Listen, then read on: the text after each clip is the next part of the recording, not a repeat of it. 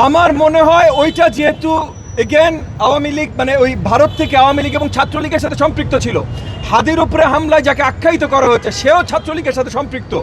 আমি একেবারেই অবাক হব না যদি পুরো একই সূত্রে গাঁথা থাকে, এবং যেটা আমি নিজেও মনে করছি যেটা শুধুমাত্র হাদির উপরে হামলা না, বা এর আগেরটা আরও হালকা যে আমি বেঁচে গেছি, বা শুধুমাত্র আমার উপরে হামলা ছিল না, এটা তাদের পরিকল্পিত হয়তো বড় একটা প্ল্যানের অংশ, যেন আগামী নির্বাচনটা বানচাল করে দেওয়া যেতে পারে।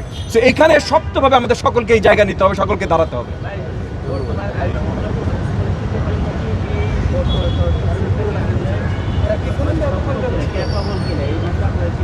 দেখেন 12-14 মাস হয়ে গেছে আমরা বলছি যে এই যে আমাদের স্বরাষ্ট্র উপদেষ্টা আছেন, উনি যেই অবস্থায় দেশ আমরা পেয়েছি 24-এর 5ই আগস্টের পর, সেই অবস্থায় স্বরাষ্ট্র মন্ত্রণালয়ের দায়িত্ব নেবার মতো ক্যাপাসিটি বা এবিলিটি উনার নাই।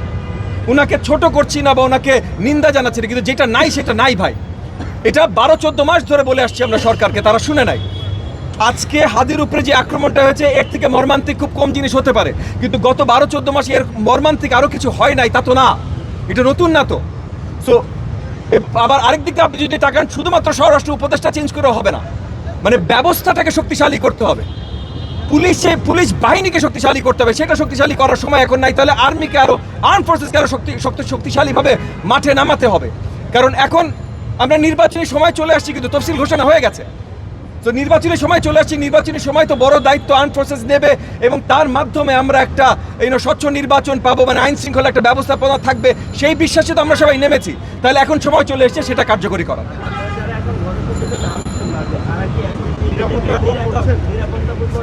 দেখেন, নিরাপত্তা বোধ তো প্রথম থেকে একটু কম করছিলাম, গতকালের পর সেটার দুশ্চিন্তা তো আমাদের সকলের বেড়েছে। আমি নিজে তো মোহাম্মদপুর এলাকায় আছি, মানে সন্ত্রাসের জন্য সবচেয়ে বেশি পরিচিত যে এলাকা, আমি নিজে তো ওই এলাকায় আছি। এবং শুধু সেটা না ভাই, যে হাদির উপরে হামলাকারী যাকে এটা শনাক্ত করা হয়েছে সেও তো ওই এলাকার আদাবরের। সো অবভিয়াসলি থ্রেট হিসাবে যদি চিন্তা করতে হয়, সবার উপরে থ্রেট আছে, সবার দুশ্চিন্তা আছে। তো এই দুশ্চিন্তা, ঠিক আছে, আমরা কেয়ারফুল থাকতে চেষ্টা করব, আমরা আমাদের সাপোর্টারদেরকে আরও সাথে রাখতে চেষ্টা করবো, অনেক কিছু করতে চেষ্টা করব, কিন্তু আলটিমেটলি আইন শৃঙ্খলার দায়িত্ব আছে তো ভাই। আমরা তো বন্দুক নিয়ে ঘুরবো না, অন্য কেউ যদি গুলি করে আমরা কি বন্দুক নিয়ে ঘুরবো? তাহলে তো যুদ্ধ শুরু হয়ে যাবে দেশে, এটা তো আমরা শুরু করতে পারি না। তো আইন শৃঙ্খলার জায়গা থেকে তাদেরকে বড়ভাবে দায়িত্ব দিতে হবে। জি, আপনাদেরকে অসংখ্য ধন্যবাদ ভাই। সরকার নির্বাচন আয়োজন করছে, আমরা আশাবাদী, শুধু চাই তারা বাকি কাজগুলো ঠিকভাবে করুক। জি, অসংখ্য ধন্যবাদ ভাই।